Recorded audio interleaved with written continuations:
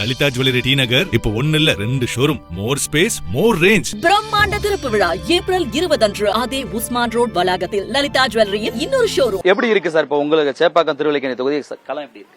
சேப்பாக்கம் திருவல்லிக்கேணி தொகுதி எனக்கு சூப்பரா களம் அமைச்சு கொடுத்ததே உதயநிதி தான். ஏன்னா அவருடைய நிர்வாக சீர்கேடு, மக்களோட நலனுக்கான எதிராக செயல்படுவது எல்லாமே எனக்கு இந்த களத்தை சூப்பரா அமைச்சு கொடுத்துருக்கு. தொகுதியை பொறுத்த வரைக்கும் மக்கள் உங்களுக்கு எந்த அளவுக்கு ஆதரவா இருக்கிறாங்க? குறிப்பா இந்த வெற்றி வாய்ப்புன்றது எந்த அளவுக்கு இருக்கு? வெற்றி வாய்ப்பு மிக பிரகாசமாக இருக்கிறது. மக்களுக்கு மக்கள் விரோத போக்குகளோட உதயநிதி ஸ்டாலின், மு.க. ஸ்டாலினோட மக்கள் விரோத போக்கு தன்னெழுச்சியா மக்கள் அனைத்து இந்திய அண்ணா திராவிட முன்னேற்ற கழகத்தின் பொதுச் செயலாளர் புரட்சி தமிழர் அண்ணன் எடப்பாடியார் முதலமைச்சராக வந்தால்தான் சட்டம் ஒழுங்கை காப்பாற்ற முடியும். பாப்பா முதல் பாட்டி வரை இருக்கிற பெண்கள் பாலியல் பலாத்காரங்களுக்கு தினமும் ஆளாக்கப்படுகிறார்கள், படுகொலை இருக்கிறது.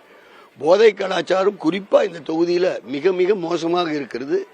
துணை முதல்வர் அதோட மெரினா கடற்கரை உலகத்திலேயே 2வது பெரிய கடற்கரை.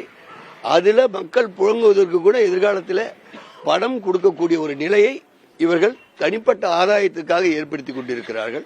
சிறுபான்மையர் வாக்குகள் அதிமுக கிடைக்காது. குறிப்பா பாஜக கூட்டணியில் இருக்கிற சிறுபான்மையர் வாக்கு கிடைக்காதுன்றாங்க. இந்த சேப்பாக்கம் தொகுதியை பொறுத்த வரைக்கும் சிறுபான்மை வாக்கு அதிகமா இருக்கு. சிறுபான்மை வாக்கு எப்படி பெறப்படும்? அதாவது பாஜகவோட கூட்டணி வைத்திருக்கிறதால சிறுபான்மையின் வாக்கு எங்களுக்கு கிடைக்காதுன்னு சொல்றாங்க. பாஜகவோட கூட்டணி வைக்காத போதையும் சிறுபான்மையினர் வாக்குகள் எங்களுக்கு பொதுவா இல்லை. ஏன்னா அதை பத்தி ரொம்ப அதாவது சிறுபான்மையினர் இஸ்லாமியர்களின் காவல் தெய்வம் ஸ்டாலின் அப்படின்னு சொல்லக்கூடிய அளவுக்கு அவருடைய மத நெறிகளுக்கு எதிராக, மத கோட்பாடுகளுக்கு எதிராக ஹராம் என்று சொல்லக்கூடிய அளவுக்கு காவல் தெய்வம் ஸ்டாலின் சொல்ற அளவுக்கு இங்கே மூளை செலவை செய்யப்பட்டிருக்கிறார்கள். ஆகவே அவர்களிடம் எதிர்பார்க்கல. தமிழகத்தின் 234 தொகுதிகளிலும் பதிவான தபால் வாக்குகள் திருச்சி கலையரங்கில் அமைக்கப்பட்டுள்ள ஒருங்கிணைப்பு மையத்தில் பிரிக்கும் பணி தீவிரமாக நடைபெற்று வருகிறது. கூடுதல் தலைமை தேர்தல் அதிகாரி சிவஞானம் தலைமையில் 38 மாவட்ட அதிகாரிகளின் முன்னிலையில் பலத்த போலீஸ் பாதுகாப்புடன் இப்பணிகள் நடக்கின்றன. சிசிடிவி கேமராக்கள் மற்றும் கணினி பதிவேற்றம் மூலம் கண்காணிக்கப்படும் இந்த வாக்குகள் மே 4ஆம் தேதி அந்தந்த தொகுதிகளில் எண்ணப்படும். நாடாளுமன்ற தேர்தலை தொடர்ந்து தற்போது சட்டமன்ற தேர்தலிலும் திருச்சியிலேயே இப்பணி ஒருங்கிணைக்கப்படுவது குறிப்பிடத்தக்கது. தமிழ்நாடு சட்டமன்ற தேர்தலில் போட்டியிடும் 1126 வேட்பாளர்கள் குற்ற வழக்கை எதிர்கொண்டுள்ளனர். இவர்களில் 722 பேர் வாய் தகராறு உள்ளிட்ட சாதாரண குற்றங்களுக்கான வழக்குகளை எதிர்கொண்டுள்ளனர். 404 பேர் குறைந்தபட்சம் 5 ஆண்டுகள் சிறை தண்டனை விதிக்கப்படக்கூடிய கடுமையான குற்றங்களுக்கான வழக்குகளை எதிர்கொண்டுள்ளனர். 2026 சட்டமன்ற தேர்தலில் தமிழ்நாட்டில் 4023 வேட்பாளர்கள் போட்டியிடுகின்றனர். இவர்களில் 3992 பேரின் பிரமாண பத்திரங்களை ஜனநாயக சீர்திருத்தங்களுக்கான சங்கம் மற்றும் தமிழ்நாடு தேர்தல் கண்காணிப்பகம் அமைப்புகள் ஆய்வு செய்துள்ளன. அதன் அடிப்படையில் இந்த தரவுகள் வெளியிடப்பட்டுள்ளன. தமிழர்களுக்கும் தனக்குமான உறவு அரசியலுக்கு அப்பாற்பட்டது என்று மக்களவை எதிர்க்கட்சித் தலைவர் ராகுல் காந்தி கூறினார். கன்னியாகுமரியில் தேர்தல் பரப்புரை கூட்டத்தில் பேசிய அவர் RSS திராவிட சித்தாந்தத்திற்கு எதிரானது என்று கூறினார். And the DMK and the Congress party and our alliance are defending Tamil language, Tamil culture, Tamil history from the RSS. The RSS hates the idea, hates the Dravidian idea, because they know that it is the Tamils who can challenge them. தமிழ்நாட்டின் வளர்ச்சியில் அதிமுகவுக்கு இருக்கும் பங்கை யாராலும் மறுக்க முடியாது என்று கூறிய ராகுல் காந்தி தற்போது அது வெற்றுக்கூடாக மாறிவிட்டது என்று விமர்சித்தார். பாஜக தமிழ்நாட்டில் நுழைவதற்கான கருவியாக அதிமுக உள்ளது என்றும் ராகுல் காந்தி கன்னியாகுமரி பரப்புரை கூட்டத்தில் பேசினார். AIDMK played a historic role in Tamil Nadu's progress. There were leaders in the AIDMK who truly represented the people of Tamil Nadu. But today, the AIDMK is a hollow shell. It has now become the instrument of the BJP to enter Tamil Nadu. Chennai அண்ணா நகரை தொடர்ந்து மதுரவாயலில் முதல்வர் மு.க. ஸ்டாலின் நடைபயணமாக சென்று வாக்கு சேகரித்தார். பொதுமக்களை சந்தித்து திமுக வேட்பாளர் காரம்பாக்கம் கணபதிக்கு அவர் ஆதரவு திரட்டினார். அப்போது ரோஜா பூக்கள், புத்தகங்கள் கொடுத்து முதல்வருக்கு வரவேற்பு அளித்த மக்கள் அவருடன் செல்ஃபியும் எடுத்துக் கொண்டனர்.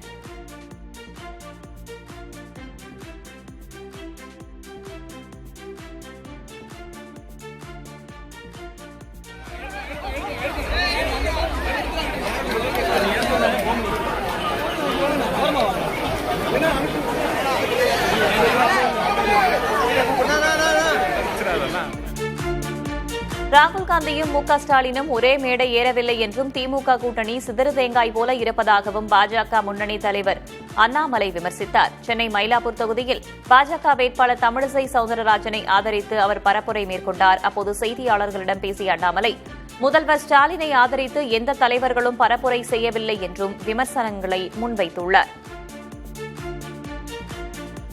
பல்வேறு மாநில முதலமைச்சர்கள்லாம் ராகுல் காந்தி உட்பட எல்லாருமே இங்க வந்து பிரச்சாரம் பண்றாங்க.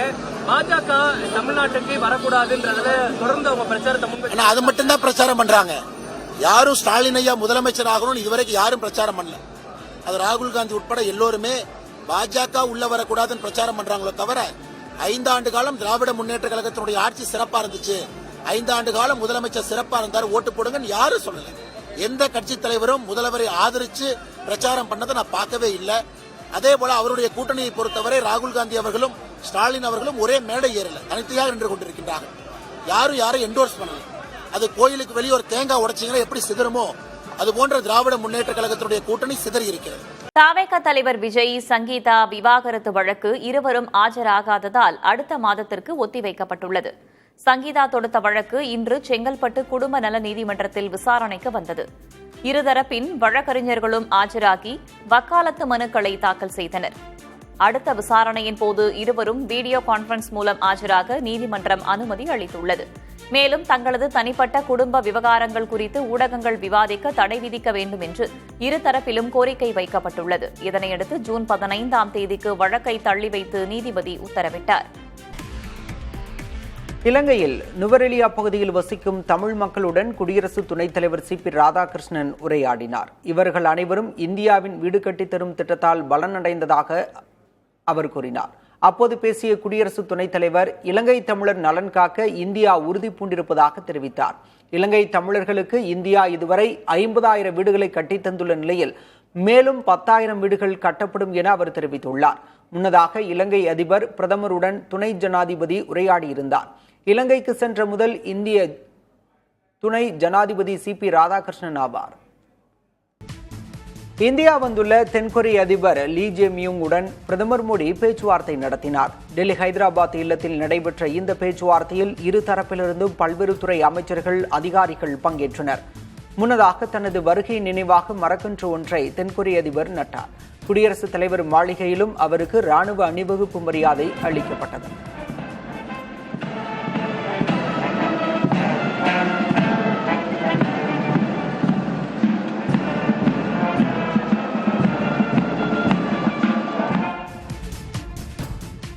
இந்தியா மற்றும் சவுதி அரேபியா நாடுகளுக்கு இடையிலான இருதரப்பு உறவுகள், பிராந்திய சூழல் மற்றும் இரு நாடுகளுக்கும் பொதுவான அம்சங்கள் குறித்து ரியாத்தில் விரிவாக விவாதிக்கப்பட்டது.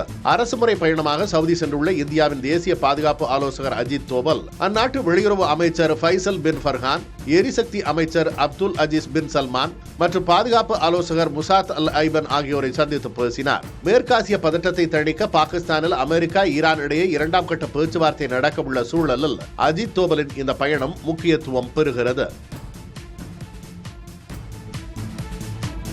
அமெரிக்கா, ஈரான் இடையிலான அமைதி பேச்சுவார்த்தையில் பாகிஸ்தான் முக்கிய பங்கு வகிப்பது பிரதமர் மோடியின் வெளியுறவு கொள்கைக்கு கிடைத்த மிகப்பெரிய பின்னடைவு என்று காங்கிரஸ் விமர்சித்துள்ளது. பாகிஸ்தான் ராணுவ தளபதி ஆசிம் முனீர் அமெரிக்க அதிபர் டிரம்பிற்கு நெருக்கமானவராக மாறியிருப்பது இந்தியாவுக்கு ஆபத்தானது என காங்கிரஸ் பொதுச் செயலர் ஜெய்ராம் ரமேஷ் சுட்டிக்காட்டியுள்ளார். பொருளாதார நெருக்கடியில் உள்ள பாகிஸ்தானை தனிமைப்படுத்துவதில் மோடி அரசு தோல்வியடைந்துவிட்டது என்று ஜெய்ராம் ரமேஷ் கூறியுள்ளார். அமெரிக்கா, ஈரான் இடையே பாகிஸ்தானில் 2ஆம் கட்ட பேச்சுவார்த்தை நடைபெறும் நிலையில் காங்கிரஸ் இந்த விமர்சனத்தை முன்வைத்துள்ளது.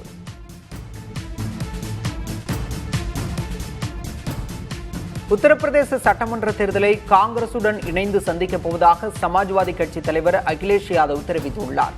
இந்த முறை கூட்டணிக்குள் தொகுதி பங்கீடு என்பது அந்தந்த தொகுதிகளின் வெற்றி வாய்ப்பை அடிப்படையாக கொண்டு மட்டுமே இருக்கும் என்றும் அகிலேஷ் யாதவ் தெரிவித்துள்ளார்.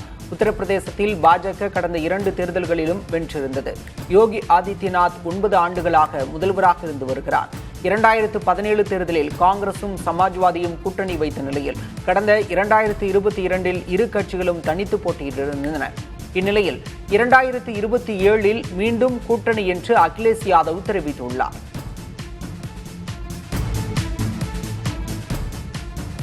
ஜம்மு காஷ்மீரின் உதம்பூர் மாவட்டத்தில் இன்று காலை நிகழ்ந்த கோர விபத்தில் 21 பேர் உயிரிழந்தனர். 29 பேர் காயங்களுடன் சிகிச்சை பெற்று வருகின்றனர்.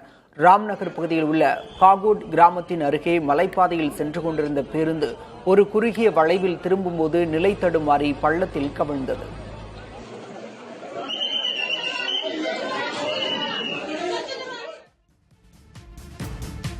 அசாம் மாநிலம் கவுஹாத்தியில் பெருமழை காரணமாக வெள்ளம் சூழ்ந்தது.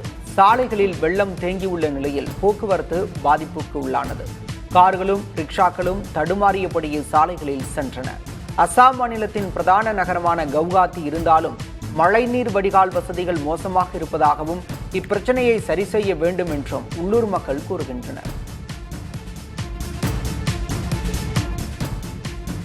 ஒடிசா முதல்வர் மோகன் சரண் மாஜி சிறப்பு வழிபாடுகள் செய்து விளைநிலத்தில் ஏரில் மாடு கட்டி உழவு பணியில் ஈடுபட்டார். அக்ஷய திருதியை நாளை ஒட்டி உழவு பணியில் முதல்வர் ஈடுபட்டார். ஒடிசாவில் ஒவ்வொரு ஆண்டும் அக்ஷய திருதியை நாளில் அந்த சாகுபடி பருவத்திற்கான விவசாய பணிகள் தொடங்குவது வழக்கமாக உள்ளது. இதையொட்டி நிலத்தை உழுது விதைகளை முதல்வர் தூவினார்.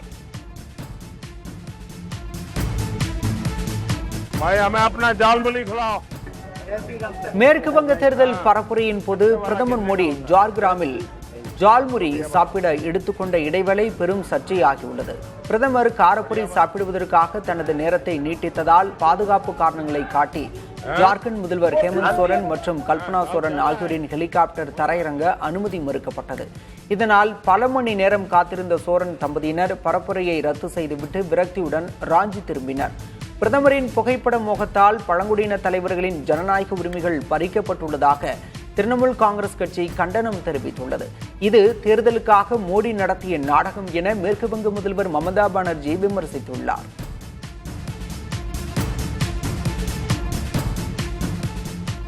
கிரிப்டோ கரன்சி தொடர்பான பண மோசடி வழக்கில் கர்நாடக காங்கிரஸ் எம்எல்ஏ என்ஏ ஹாரிஸின் மகன்கள் முகமது ஹாரிஸ் நலப்பாட் மற்றும் உமர் ஃபருக் நலப்பாட் ஆகியோருக்கு சொந்தமான இடங்களில் அமலாக்கத்துறை சோதனை நடத்தியது. இந்த வழக்கு தொடர்பாக பெங்களூருவில் உள்ள சுமார் 12 இடங்களில் சோதனைகள் நடைபெற்று வருகின்றன. 2017ஆம் ஆண்டு நடந்த இணையதள ஹேக்கிங் மற்றும் பிட்காயின் திருட்டு வழக்கில் தொடர்புடைய முறைகேடான பணத்தின் மூலம் இவர்கள் பலனடைந்ததாக குற்றம் சாட்டப்பட்டுள்ளது. பண மோசடி தடுப்புச் சட்டத்தின் கீழ் இந்த நடவடிக்கை எடுக்கப்பட்டுள்ளதாக அதிகாரிகள் தெரிவித்தனர்.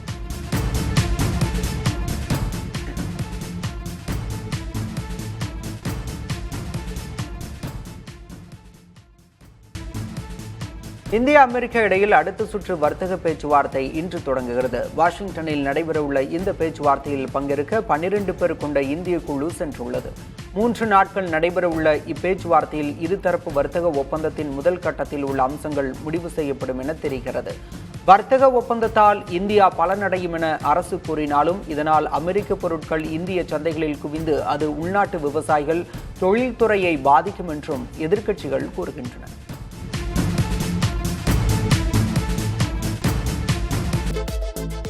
பிரேமலதா உடம்பில் விஜயகாந்தின் ஆவி புகுந்து திமுகவின் தவறுகளை பேசியதாக பாஜக முன்னாள் மாநில தலைவர் அண்ணாமலை தெரிவித்துள்ளார். ஆவடி தொகுதியில் போட்டியிடும் பாஜக வேட்பாளரை ஆதரித்து பரப்புரை மேற்கொண்ட அண்ணாமலை பாலியல் வன்கொடுமை, போதைப் பொருள் புழக்கம் குறித்து பிரேமலதா விஜயகாந்த் பேசியதை விமர்சித்துள்ளார். ஸ்ரீபெரும்புதூர் தொகுதியில் பாஜக அரசு அடக்குமுறையை ஏவி உள்ளதாக காங்கிரஸ் மாநில தலைவர் செல்வ பெருந்தகை குற்றம் சாட்டியுள்ளார். ஸ்ரீபெரும்புதூரில் செய்தியாளர்களிடம் பேசிய அவர் தனது இல்லத்தில் வருமான வரித்துறை சோதனை நடத்தியதாகவும் ராகுல் காந்தியுடன் செல்லவிடாமல் தன்னை முடக்கியதாகவும் குற்றம் சாட்டினார். தமிழக காங்கிரஸ் தலைவர் செல்வ பெருந்தகை வீட்டில் சோதனை ஏதும் நடத்தவில்லை என்று வருமான வரித்துறை அதிகாரிகள் விளக்கம் அளித்துள்ளனர். இது தொடர்பாக கூறியுள்ள அவர்கள், தேர்தலில் போட்டியிடும் வேட்பாளர் வீட்டில் சோதனை நடத்தக்கூடாது என்று விதி உள்ளதாகவும் நம்பகத்தன்மையான உறுதியான தகவல் என்றால் மட்டுமே சோதனை நடத்த முடியும் எனவும் விளக்கம் அளித்துள்ளனர். காரைக்குடி நாடாளுமன்ற உறுப்பினர் அலுவலகத்திலிருந்து பறிமுதல் செய்யப்பட்ட பணப்பையை அதிகாரிகளிடமிருந்து சிலர் பறித்துக் கொண்டு தப்பி ஓடிய சம்பவம் அதிர்ச்சியை ஏற்படுத்தியுள்ளது. சிவகங்கை மாவட்டம் காரைக்குடியில் உள்ள நாடாளுமன்ற அலுவலகத்தில் பணப்பட்டுவாடா செய்யப்படுவதாக எழுந்த புகாரை அடுத்து அங்கு அதிகாரிகள் சோதனை மேற்கொண்டனர். இதில் 13,40,000 ரூபாய் பணம் கைப்பற்றப்பட்டு கருவூலத்திற்கு கொண்டு செல்லப்பட்டது. அப்போது வழியில் சிலர் அதிகாரிகளிடமிருந்து பணப்பையை பறித்துக் கொண்டு இருசக்கர வாகனத்தில் தப்பி ஓடினர். திருப்பரங்குன்றம் கோடாங்கி தோப்பு தெருவில் வாக்காளர்களுக்கு விநியோகிக்க வைத்திருந்த 50 லட்சம் ரூபாய் ரொக்கத்துடன் திமுக பிரமுகரை பறக்கும் படையினர் கைது செய்தனர். இதனை அறிந்த தாவேக வேட்பாளர் நிர்மல்குமார் காவல் நிலையம் வந்து குற்றவாளிகள் மீது கடும் நடவடிக்கை எடுக்க புகார் அளித்தார். தேர்தல் பார்வையாளர் முன்னிலையில் பறிமுதல் செய்யப்பட்ட பணம் வருமான வரித்துறையிடம் ஒப்படைக்கப்பட்டது. திருவண்ணாமலை மாவட்டம் செய்யாறு இந்திரா நகரில் வசிக்கும் வந்தவாசி தொகுதி தாவேக வேட்பாளர் உதயகுமார் வீட்டில் நள்ளிரவில் மர்ம நபர்கள் பெட்ரோல் குண்டு வீசி தாக்குதல் நடத்தியதாக புகார் அளிக்கப்பட்டுள்ளது. தெருவில் இருந்த மின் இணைப்பை துண்டித்துவிட்டு திட்டமிட்டு இந்த தாக்குதல் அரங்கேற்றப்பட்டுள்ளதாக குற்றம் சாட்டுகின்றனர். தகவல் அறிந்து வந்த செய்யாறு டிஎஸ்பி மீனாட்சிநாதன் தலைமையிலான காவல்துறையினர் மற்றும் தடயவியல் நிபுணர்கள் அங்கு ஆய்வு மேற்கொண்டனர். இந்தியா வந்துள்ள தென்கொரிய அதிபர் லீ ஜே மியுங்குடன் பிரதமர் மோடி பேச்சுவார்த்தை நடத்தினார். டெல்லி ஹைதராபாத் இல்லத்தில் நடைபெற்ற இந்த பேச்சுவார்த்தையில் இரு தரப்பிலிருந்தும் பல்வேறு துறை அமைச்சர்கள் அதிகாரிகள் பங்கேற்றனர். முன்னதாக தனது வருகை நினைவாக மரக்கன்று ஒன்றை தென்கொரிய அதிபர் நட்டார். குடியரசுத் தலைவர் மாளிகையிலும் அவருக்கு ராணுவ அணிவகுப்பு மரியாதை அளிக்கப்பட்டது.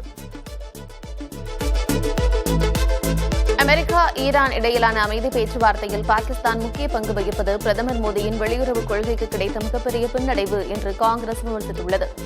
பாகிஸ்தான் ராணுவ தளபதி ஆசிம் முனிர் அமெரிக்க அதிபர் டிரம்பிற்கு நெருக்கமானவராக மாறியிருப்பது இந்தியாவிற்கு ஆபத்தானது என்று காங்கிரஸ் பொதுச் செயலர் ஜெயராம் ரமேஷ் சுட்டிக்காட்டியுள்ளார். பொருளாதார நெருக்கடியில் உள்ள பாகிஸ்தானை தனிமைப்படுத்துவதில் மோடி அரசு தோல்வியடைந்துவிட்டது என்று ரமேஷ் கூறியுள்ளார்.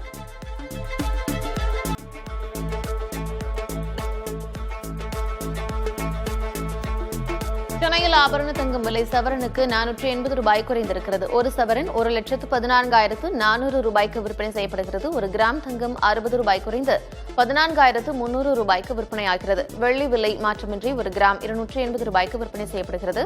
ஒரு கிலோ வெள்ளி 2,80,000 ரூபாய்க்கு விற்பனையாகிறது.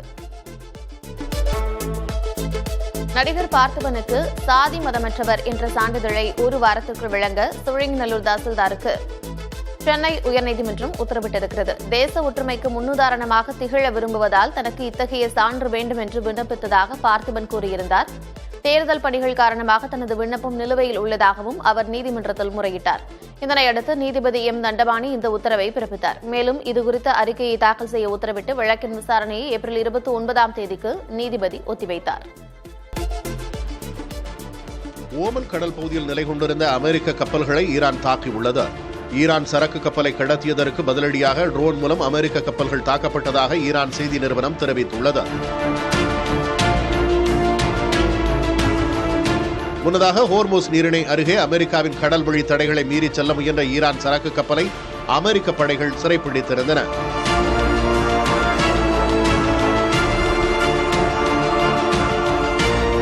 இந்த கடற்கொள்ளை நடவடிக்கைக்கு விரைவில் பதிலடி கொடுக்கப்படும் என்று ஈரான் ராணுவம் எச்சரித்திருந்தது. போர் நிறுத்த முடிய 2 நாட்களே உள்ள நிலையில் இந்த நகர்வுகள் மேற்காசியாவில் பதற்றத்தை ஏற்படுத்தியுள்ளது.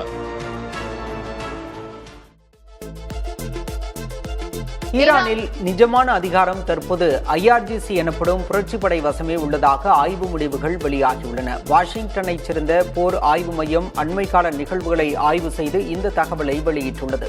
ஈரானின் பாதுகாப்பிலிருந்து வெளியுறவு தொடர்புகள் வரை அனைத்திலும் புரட்சிப்படையே முடிவுகளை எடுப்பதாகவும் ஈரானுக்குள் அதிகாரம் கை மாறியிருப்பதை இது காட்டுவதாகவும் அந்த மையம் கூறியுள்ளது. இதன் மூலம் வெளியுறவு அமைச்சர் அப்பாஸ் அராக்சி போன்ற மிதவாத நிலைப்பாடு கொண்டவர்கள் ஓரம் கட்டப்பட்டுள்ளதாக அந்த மையம் கூறியுள்ளது.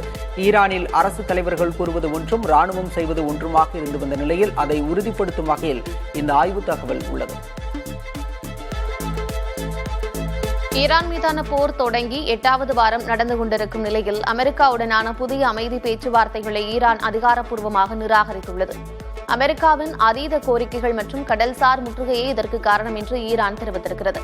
தெஹ்ரானில் திரண்ட ஆயிரக்கணக்கான மக்கள் அமெரிக்கா மீதான தங்கள் அவநம்பிக்கையை வெளிப்படுத்தி அரசுக்கு ஆதரவாக போராட்டத்தில் ஈடுபட்டனர். பிப்ரவரி 28 முதல் நீடிக்கும் இந்த போரினால் பல்லாயிரக்கணக்கான மக்கள் உயிரிழந்துள்ளதோடு கச்சா எண்ணெய் விலை வரலாறு காணாத அளவில் உயர்ந்துள்ளது குறிப்பிடத்தக்கது.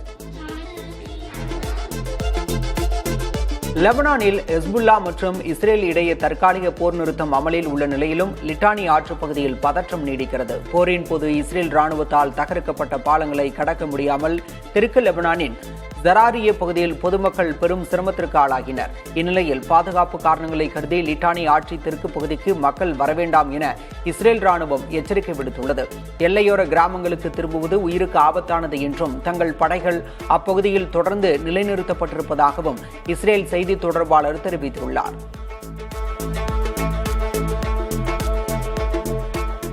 ஜப்பானின் வடகிழக்கு கடலோர பகுதியில் ரிக்டர் அளவுகோலில் 7.5 பதிவான சக்தி வாய்ந்த நிலநடுக்கம் ஏற்பட்டது. பசிபிக் பெருங்கடலில் 10 கிலோமீட்டர் ஆழத்தில் நிலநடுக்க மையம் கொண்டிருந்ததால் டோக்கியோ உள்ளிட்ட நகரங்களில் நிலநடுக்கம் உணரப்பட்டன. இதனைத் தொடர்ந்து இவாட், அமோரி மற்றும் ஹொக்கைடோ மாநிலங்களுக்கு சுமார் 3 மீட்டர் உயரத்திற்கு சுனாமி அலைகள் எழக்கூடும் என்று ஜப்பான் வானிலை ஆய்வு மையம் எச்சரிக்கை விடுத்திருக்கிறது. கட்டடங்கள் குலுங்கியதால் மக்கள் பீதியடைந்தனர். கடலோர பகுதியில் வசிப்பவர்கள் உடனடியாக பாதுகாப்பான இடங்களுக்கு செல்லுமாறு பிரதமர் டகாய்ச்சி அறிவுறுத்தியுள்ளார். நியூசிலாந்து தலைநகர் வெலிங்டனில் கனமழையினால் ஏற்பட்ட திடீர் வெள்ளம் காரணமாக தாழ்வான பகுதிகளில் வசிக்கும் மக்கள் உடனடியாக வெளியேற அறிவுறுத்தப்பட்டுள்ளனர்.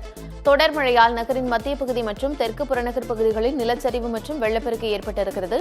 வெள்ளத்தில் சிக்கிய வீடுகளில் இருந்து மக்கள் மீட்கப்பட்ட நிலையில் காரோரி பகுதியில் மழையினால் காணாமல் போன ஒருவரை தேடும் பணி தீவிரமாக நடைபெற்று வருகிறது. ஏற்கனவே கடந்த வாரம் வயானு புயலால் பாதிக்கப்பட்ட நியூசிலாந்தில் தற்போது மீண்டும் கனமழை பெய்து வருவது பொதுமக்களின் இயல்பு வாழ்க்கையை முடக்கியிருக்கிறது. மெக்சிகோ சிட்டியின் தெற்கு பகுதியில் உள்ள அசிட்லாலின் ஏரியில் அமைதி மற்றும் நினைவேந்தலை வலியுறுத்தும் பிரம்மாண்ட காகித விளக்கு திருவிழா நடைபெற்றது. ஆசிய நாடுகளின் கலாச்சாரத்தால் ஈர்க்கப்பட்ட இந்த நிகழ்வில் ஆயிரக்கணக்கானோர் கலந்து கொண்டு தங்கள் மறைந்த உறவினர்களின் நினைவாக வண்ண விளக்குகளை ஏரியில் மிதக்கவிட்டனர். நம்பிக்கை, அன்பு மற்றும் உலக அமைதியை வேண்டி காகித விளக்குகளில் ஓவியங்கள் மற்றும் கவிதைகளை வரைந்து மக்கள் தங்களின் உணர்வுகளை பகிர்ந்து கொண்டனர். சோச்சிமில்கோ சுற்றுச்சூழல் பூங்காவில் அந்தி சாயும் வேளையில் ஏரி முழுவதும் ஒளிரும் விளக்குகளால் நிறைந்திருந்தது காண்போரை நிகழ்ச்சியில் ஆழ்த்தியது.